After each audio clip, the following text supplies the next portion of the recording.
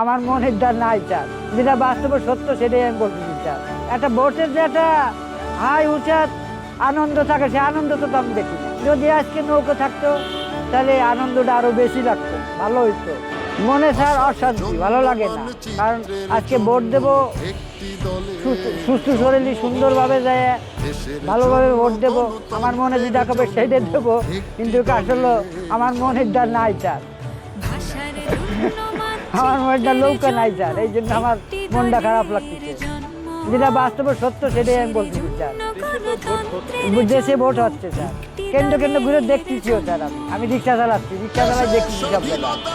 একটা ভোটের যে একটা হাই উচাত আনন্দ থাকে, সে আনন্দ তো আমি দেখি না। ভোট তো সবাই দিতে যাচ্ছে। জীবনের সব আয়োজন এখানে একসাথে,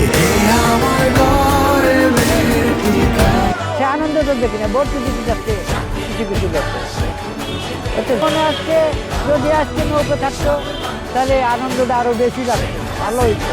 বাংলাদেশের মধ্যে দল হলো দুটো, আমলিগ আর বিএনপি।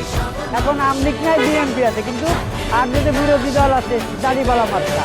বাংলাদেশে আমলিগ নাই, সে জায়গায় কোনো দিন আপনার কোনো জমজাট হবে না, মানে জমবে না, কোনো উৎসব নাই।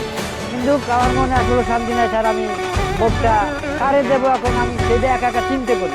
এখনো ভোট দেয় নেই, এখন আমার মেলা টাইম আছে, আমি ভোট দেবো, এখন কারে দেবো এটা চিন্তা করতে স্যার।